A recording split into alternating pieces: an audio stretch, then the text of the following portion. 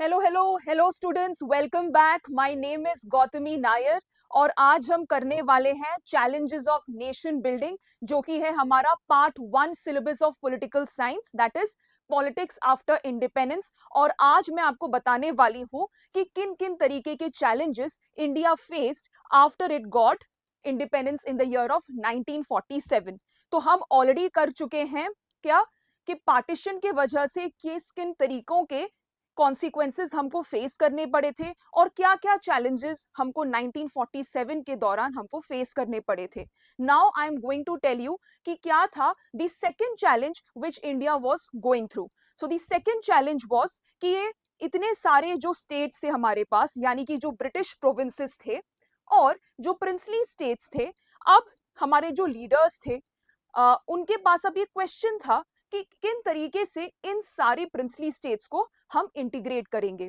Because what was the problem, ये जो British India था, it was divided into two parts. एक तो थे द ब्रिटिश इंडियन प्रोविंसेस, यानी कि वो प्रोविंसेस जो कि डायरेक्टली ब्रिटिश एम्पायर के विद इन आते थे। तो यहाँ पे लेट्स से फॉर एग्जांपल जो गवर्नर जनरल्स होते थे, they used to basically what control these provinces. तो हमने ये पढ़ा है हिस्ट्री में, अगर कोई स्टूडेंट्स होंगे तो उन्होंने जरूर ये पढ़े होंगे नाम, जैसे कि हुआ Madras province, Bombay province, right. तो these were basically the British provinces जिनको डायरेक्टली ब्रिटिश एम्पायर कंट्रोल करते थे। इनके अलावा हमारे इंडिया में लगभग 565 princely states were also there. Now they had to accept British supremacy, यानी कि they had to accept the paramountcy or the suzerainty of the British Empire. तो उनके पास क्या थे, they had some autonomy, यानी कि उनके पास कुछ पावर थे अपने इंटरनल अफेयर्स को हैंडल करने के लिए, बट अल्टीमेट कंट्रोल ब्रिटिशर्स का ही था।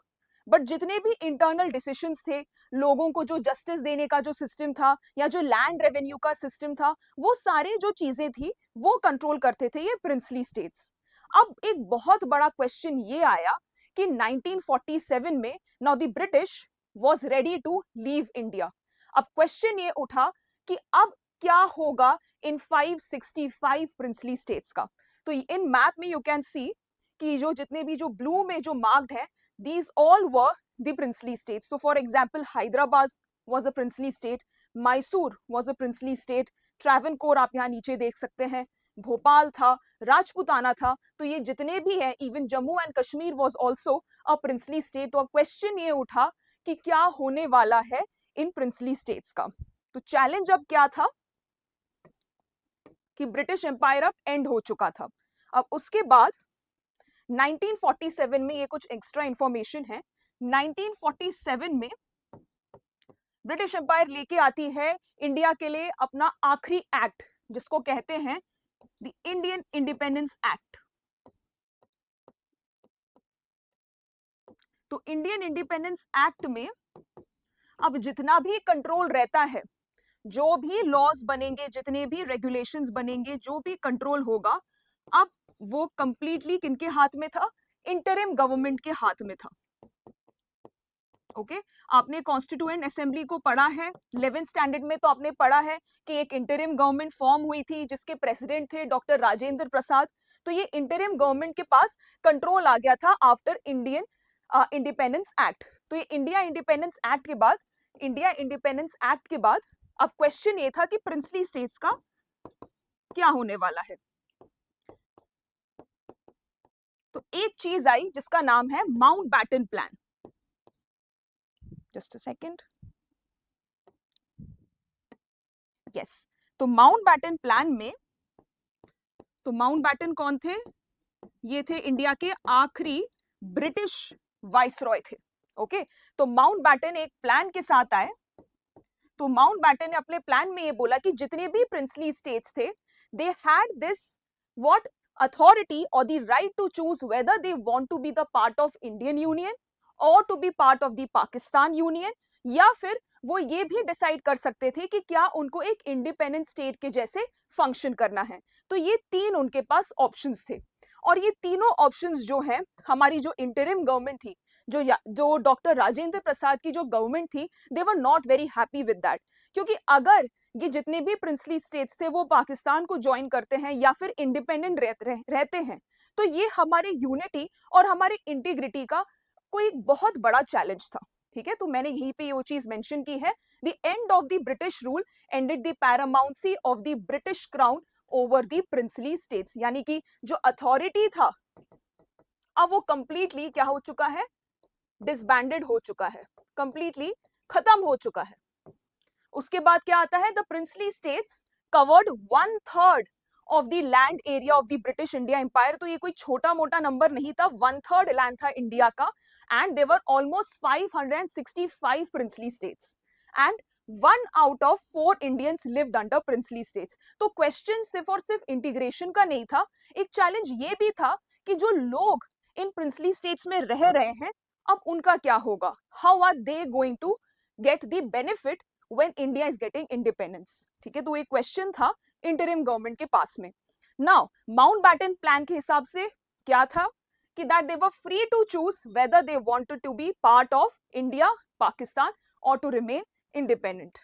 ठीक है, और इसी वजह से जो है क्या हुआ, चैलेंज था, because it was worrying the Indian leaders, because the question of integration and unity was under threat. और इसी वजह से एक और प्रॉब्लम ये था कि जितने भी प्रिंसली स्टेट्स थे ये एक तरीके के मोनार्क थे, मोनार्किकल रूल था यहाँ पे, and monarchy we all know कि ये अनडेमोक्रेटिक रूल है। एंड इंडिया ने 1947 में ये तय कर लिया था that we are going to follow the principle of democracy, and the foundational principles of democracy is equality, liberty and fraternity. ठीक है, तो ये तीनों जो प्रिंसिपल्स हैं ये किसी भी मोनार्की रूल में नहीं आ सकता है, because they are undemocratic in their function, in their nature. और ये एक बहुत बड़ा क्वेश्चन अब इंटरिम गवर्नमेंट के पास था, और सरदार वल्लभ भाई Patel, he was the pioneer who integrated all these princely states through his statesmanship। वो एक बहुत बड़े पॉलिटिशियंस थे, एक बहुत अच्छे लीडर थे, और उन्हीं के ही एफर्ट्स के वजह से we were able to integrate all the princely states within the Indian Union। और उन्होंने ये चीज कही थी कि anarchy and chaos can ruin us all। तो ये एनसीईआरटी में ये एक एक्सर्प्ट दिया हुआ है साइड में, you should read that excerpt as well. हो सकता है कि बोर्ड एग्जाम में या सीयूईटी में आपको पूछ ले कि एक्सर्प्ट किसने बोला है, तो उसकी जो एक सबसे इंपॉर्टेंट लाइन ये है कि अनार्की और क्योस, क्योंकि अगर इतने सारे इंडिपेंडेंट स्टेट्स रहे विद इन इंडिया तो बहुत ही डिफिकल्ट होगा to rule the Indian government, यानी कि एक इतने बड़े इंडिया, एक इतने बड़े लैंड को गवर्न करने में मुश्किलें आ सकती हैं फॉर द इंटरिम गवर्नमेंट। तो इसीलिए उन्होंने कहा था अनार्की यानी कि अराजकता होना। जब अराजकता होती है, जब क्योस होता है किसी भी कंट्री में, किसी भी स्टेट में, then it's going to ruin everyone together. ठीक है, और जो इनिशियल जो प्रिंसली स्टेट्स थे, ट्रैवनकोर एक जगह है केरला के विद इन ही, तो केरला में, just a second, let me just write it again। तो केरला के विद इन एक राज्य था, एक प्रिंसली स्टेट था जो कि था ट्रैवनकोर, और भोपाल जो कि आता है मध्य प्रदेश में। तो ये दोनों वो प्रिंसली स्टेट्स थे जो इनिशियल लेवल पे they integrated, they accepted the instrument of accession, एक अग्रीमेंट साइन किया इन दोनों प्रिंसली स्टेट्स ने, and they became part of the Indian union. ठीक है, और उसमें सबसे बड़ा हाथ था सरदार वल्लभ भाई पटेल का। नाउ गवर्नमेंट ने क्या अप्रोच अप्लाई की, तो सरदार वल्लभ भाई पटेल थे और उनकी एक पूरी टीम थी। ठीक है, जितने भी ब्यूरोक्रेट्स थे और भी लीडर्स इनके साथ मिले थे, बट जो मेन पाइनियर थे, जो लीडर थे, वो सरदार वल्लभ भाई पटेल थे। बट इन्होंने कुछ टैक्टिक्स अपनाई थी, इन्होंने कुछ पॉलिटिशियन के हिसाब से कुछ टैक्टिक्स अपनाई थी, जो मैंने यहाँ पे लिखा है। एक तो नेगोशिएशन के थ्रू उन्होंने किया, बहुत सारी बार बैठकें करनी पड़ती थी रूलर्स के साथ, उनको किसी तरह के इंसेंटिव्स दिए गए कि आप ज्वाइन करेंगे तो आपको लैंड जो भी आपके पास लैंड है, एस्टेट है, वो आप अपने पास रख सकते हो। एंड जो रूलर्स थे, जो राजा महाराजा थे हमारे यहाँ पे 1947 के पहले, उनके बहुत बड़े बड़े एस्टेट्स होते थे। अगर आप आज भी देखेंगे, if you visit any palaces या फिर नवाब के जो पैलेस वगैरह होते हैं, अगर आप देखेंगे कितने बड़े एस्टेट थे। तो कई सालों तक जो है इन महाराजाओं को, इन रूलर्स को अपने एस्टेट के ऊपर कंप्लीट ऑटोनॉमी थी, है ना। तो इस तरीके से कुछ इंसेंटिव्स दिए गए, कुछ पॉजिटिव चीजें दी गई कि आप अगर हमारे साथ आ जाते हैं, इंडियन यूनियन में अगर आप एक पार्ट बन जाते हैं, so we are going to give you some sort of benefits. तो इस तरीके के कुछ टैक्टिक्स जो हैं पॉलिटिशियंस ने, ब्यूरोक्रेट्स ने अप्लाई किए, जिसके वजह से जो प्रिंसली स्टेट्स थे वो अग्री किए कि ठीक है, अब हम इंडियन के यूनियन के पार्ट बन जाते हैं। ठीक है, और क्या किया भाई, ऑफ कोर्स अगर आप एक बहुत अच्छे स्टेट्समैन हैं, if you are a very good politician, तो पर्सुएशन स्किल यानी कि लोगों को एक अट्रैक्ट करने का एक स्किल होना बहुत ज्यादा जरूरी है। एंड सरदार वल्लभ भाई Patel had it. And diplomacy, of course diplomatical, हम बाद में भी देखेंगे किस तरीके से डिप्लोमेसी का यूज करके जूनागढ़ और हैदराबाद को हमने अपने विद इन इंटीग्रेट किया था। ठीक है, so the interim government was not happy, was against the Mountbatten plan. जो क्या था माउंटबैटन प्लान, कि जो प्रिंसली स्टेट्स है वो या तो इंडिया में, पाकिस्तान में, या फिर वो इंडिपेंडेंट एक यूनियन की तरफ फंक्शन कर सकते हैं। The interim government was not at all happy with this plan, है ना। और ये भी एक तरीके से हम एक टैक्टिक्स बोल सकते हैं ब्रिटिश ने, कि जाते जाते भी जो है उन्होंने अपना जो डिवाइड एंड रूल पॉलिसी है उनको उन्होंने अप्लाई जरूर किया, है ना, जाते जाते भी। when they came also during 1700s time period as well, उन्होंने बहुत सारे एक्ट्स ऐसे लेके आए जिससे उन्होंने divide and rule policy apply की। और वही सेम पॉलिसी जो है 1947 में भी उन्होंने अप्लाई करने की बहुत ज्यादा कोशिश की, बट सरदार वल्लभ भाई Patel was there and his team was there, जिन्होंने ये कोशिश की कि जितने भी प्रिंसली स्टेट्स थे वो इंडियन यूनियन के पार्ट बन जाए। तो सरदार वल्लभ भाई Patel during that time period was the deputy prime minister and the home prime minister, and he played the key role to integrate all the princely states. तो मैंने यहाँ पे एग्जाम्पल भी दिया है कि जैसे कि उड़ीसा, है ना, उड़ीसा जो है ईस्टर्न पार्ट है हमारे कंट्री का, तो उसमें जो है 26 स्मॉल स्टेट्स यानी कि 26 छोटे छोटे प्रिंसली स्टेट्स यानी कि राज्य थे। और अगर आप सौराष्ट्र रीजन देखेंगे गुजरात का, गुजरात में भी सौराष्ट्र रीजन जो गुजरात है वो डिवाइडेड है, एक तो सौराष्ट्र रीजन है और दूसरा जो है कच्छ रीजन है। यानी कि सौराष्ट्र में ही केवल 14 बिग स्टेट्स थे और छोटे छोटे कितने स्टेट्स थे, 119 स्मॉल स्टेट्स वर देयर। तो इतने सारे स्टेट्स, इतने सारे जो राज्य थे, they used to exist within Saurashtra region of Gujarat. ठीक है, तो ये एक बहुत बड़ा चैलेंज था इंडिया के सामने ड्यूरिंग 1947। अब गवर्नमेंट ने जो अप्रोच लगाई, नेगोशिएशन किया, डिप्लोमेटिकल स्किल्स लगाए, पर्सुएशन स्किल लगाया, और उस हिसाब से उन्होंने धीरे धीरे जो है 1948 तक they were able to integrate. But problem, why were they so keen कि दैट हमको इंडिपेंडेंट यूनियन नहीं चाहिए, why were they so keen to integrate all these 565 princely states. सबसे पहली बात थे कि जितने भी ये पीपल थे, जितने भी पॉपुलेशन थी within these princely states, they wanted to be part of the Indian union. ठीक है, इंडियन यूनियन के ये पार्ट होना चाहते थे। Why? Because they had actively participated in the national movement. Okay, and national movement में उनको ये चीज समझ में आ गई थी कि किसी भी तरह के अनडेमोक्रेटिक रूल, किसी भी तरह का जो कोलोनियलिज्म या फिर इंपीरियलिज्म है, या फिर वो मतलब वो अगर ब्रिटिश से भी आ रहा है या फिर वो प्रिंसली स्टेट से भी आ रहा है, यानी कि वो महाराजा राजा महाराजाओं से भी आ रहा है, we are not ready to be again ruled by that particular form of government. We need a democratic form of government. और उसी वजह से people were ready to leave the princely states and they were ready to join the Indian Union. तो इनकी एक बहुत बड़ी मांग थी। दूसरा, the government adopted what? A flexible and an accommodative approach. ये मैंने आपको बताया कि किन्हीं तरीके के incentives they were giving. Incentives in the form of what? कि आप अपने estates को handle कर सकते हैं। ठीक है, आपके पास अगर किसी भी और तरीके के सोर्सेज ऑफ रेवेन्यू या फिर इनकम उस पर्टिकुलर लैंड से आ रहा है, यू कैन गेट दैट। ठीक है, और एक बहुत बड़ा इनके पास एक इंसेंटिव ये था which was called as privy purse, जिसको हम आगे पढ़ेंगे। in our part 1 of the syllabus itself, जो कि इंदिरा गांधी के टाइम पीरियड में this was called back. तो प्रिवी पर्स में क्या था, some sort of a pension was given to these rulers. ठीक है, तो क्यों दिया गया था ये पेंशन, ताकि ये एक इंसेंटिव बन जाए कि वो अपने रूल को छोड़े और वो एक इंडिपेंडेंट स्टेट ना बनाए and they get integrated with in the Indian union. तो उस वजह से जो है ये प्रिवी पर्स की पॉलिसी आई थी.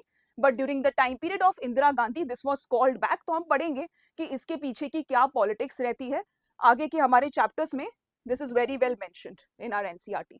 ठीक है, now the backdrop of the partition, यहाँ पे पार्टीशन है, consolidation of the territorial boundaries had assumed supreme importance. Of course, तो पार्टीशन का टाइम पीरियड था. ऑलरेडी जो है ईस्ट और वेस्ट पाकिस्तान के रूप में सम ऑफ आवर स्टेट्स और some of our integral part of the India was already divided and it was very brutal.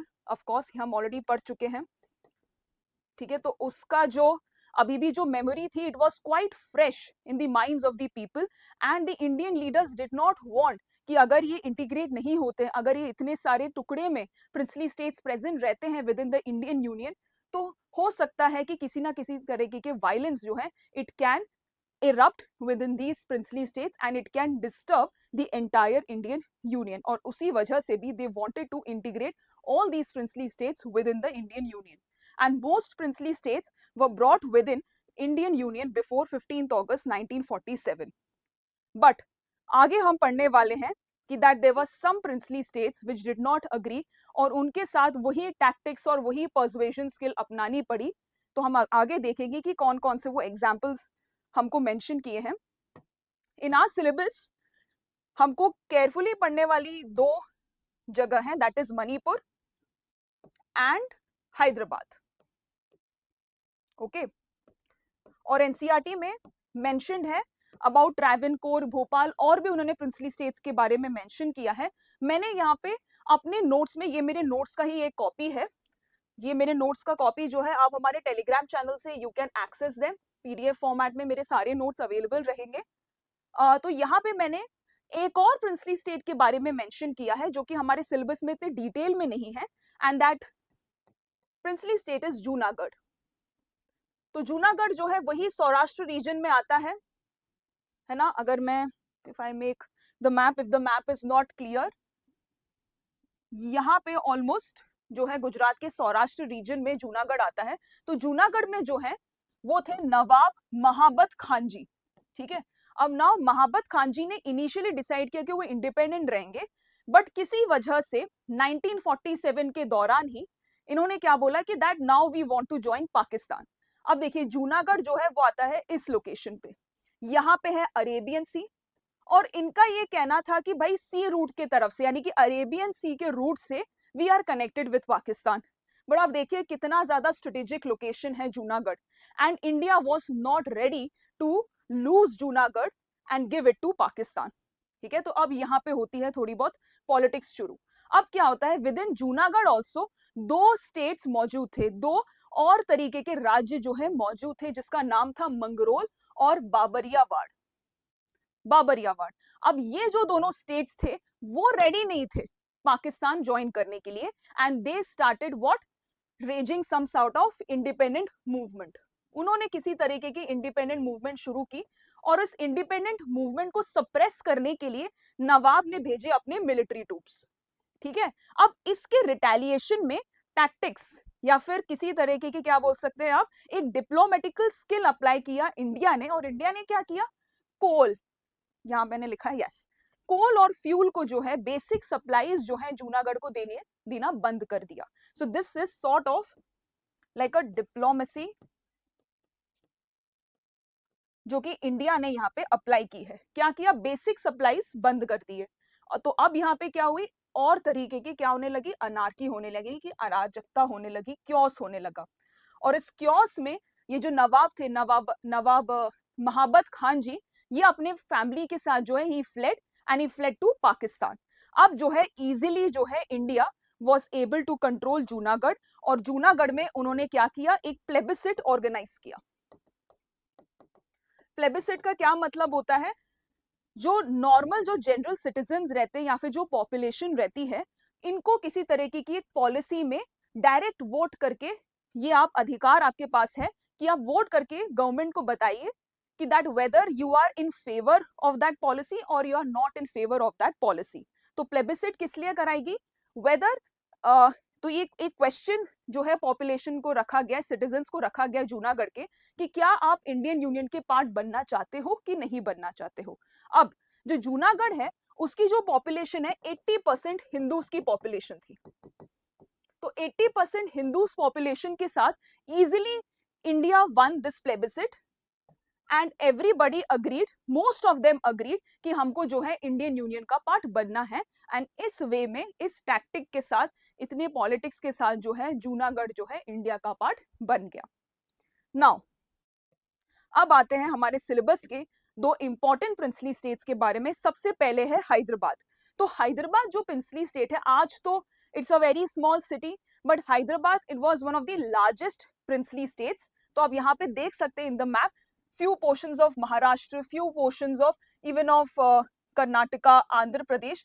तो ये सब मिला के जो है हैदराबाद प्रिंसली स्टेट था, one of the richest princely state था। और इसके जो रूलर थे इनको बोलते हैं निजाम। तो जो निजाम थे, he was also world's richest man as well. रहते बड़े ही नॉर्मल तरीके से थे, उनका जो लाइफस्टाइल था इट इज सेड कि बिल्कुल एक पुअर मैन के जैसे था, बट जो भी था he was one of the most richest man in the world. But इन्होंने क्या किया था, 1947 तक, इंडिपेंडेंस तक, इन्होंने एक स्टैंड स्टिल अग्रीमेंट साइन किया था। नाउ स्टैंड स्टिल अग्रीमेंट क्या होता है कि अभी आपने फाइनल डिसीजन लिया नहीं है whether you want to be independent और you want to join India और पाकिस्तान। तो इंस्ट्रूमेंट ऑफ एक्सेशन को साइन करने के पहले साइन करते हैं स्टैंड स्टिल अग्रीमेंट। तो इन्होंने स्टैंड स्टिल अग्रीमेंट अभी साइन किया and did not sign the instrument of accession.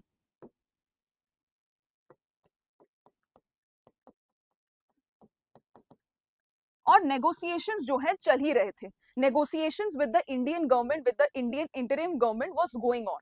But उस बीच में जो है, जो पीपल थे, जो सिटीजन्स थे, उन्होंने स्टार्ट कर दिया अपना खुद का एक मूवमेंट। और उसमें सबसे बड़े दो ग्रुप थे, वो थे कम्युनिस्ट्स और थे हैदराबाद की जो कांग्रेस की जो कमिटी थी, या जो हैदराबाद की जो कांग्रेस पार्टी थी, वो दोनों जो है इसके एक बहुत बड़े पार्ट बन गए। And women also joined this particular movement in large numbers because they were unhappy with the oppressive rule of the Nizam and they wanted to be part of the Indian Union.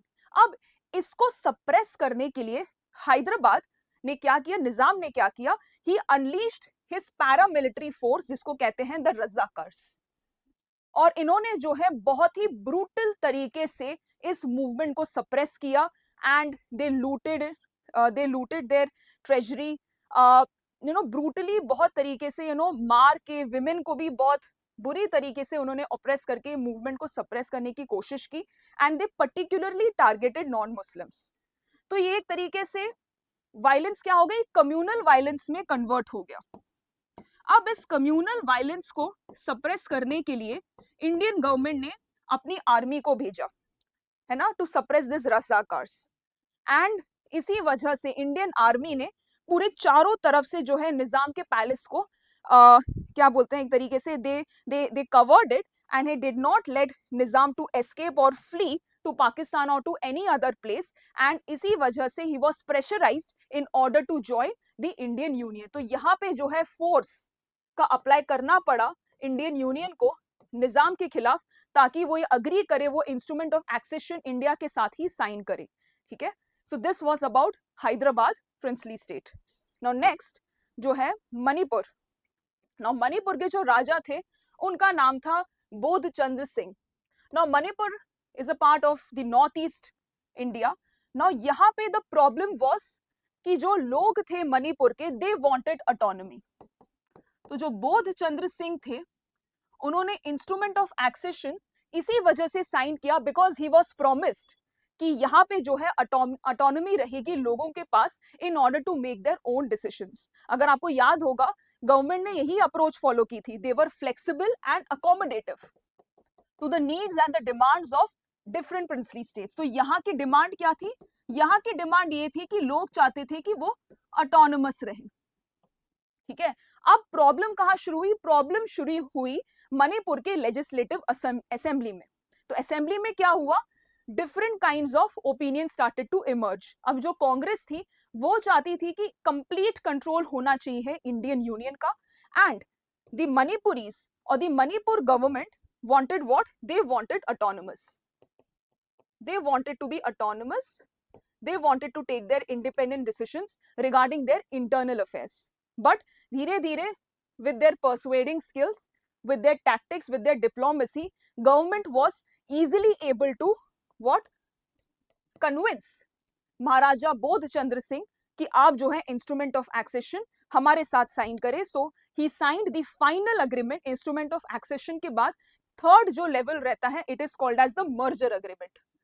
तो बोध चंद्र सिंह ने जो है सबसे पहले instrument of accession sign किया, और finally जो है 1949 में, सितंबर 1949 में Maharaja signed the merger agreement with the Indian union, and finally Manipur was integrated और it became an integral part of the Indian union. और बाद में जाके थोड़े बहुत जो है ऑटोनमस अभी भी है यहाँ पे, अभी भी जो है इनकी जो गवर्नमेंट है, इनकी जो डिस्ट्रिक्ट काउंसिल है, इनके पास कॉन्स्टिट्यूशन की तरफ से कुछ पावर्स दिए गए हैं कि वो अपने डिसीजंस खुद ले सकते हैं। सो एक तरीके से कुछ ऑटोनॉमी अभी भी है मणिपुर के पास, but merger agreement finally Congress was able to get it signed by Bodh Chandra Singh, by Maharaja Bodh Chandra Singh. Okay, so we have completed the second challenge as well. The major challenge था ये एक तरीके से 1947 के पास जो इंडियन लीडर्स फेस कर रहे थे कि किस तरीके से ये 565 प्रिंसली स्टेट्स को वो इंटीग्रेट करे।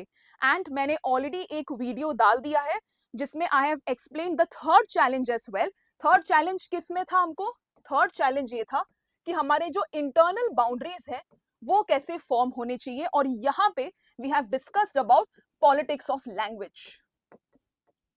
ठीक है, तो this also you can refer to as well. ये हमारे YouTube चैनल पे ऑलरेडी डला हुआ है। This was the last and the final challenge which India was facing at the onset of its independence, that was in the period of 1947. So we have completed the entire chapter which is challenges of nation building. इसके related अगर आपको कोई भी सवाल है, कोई भी queries हैं, so please do let me know that in our comment section, and we'll meet again for the next video. Okay, bye.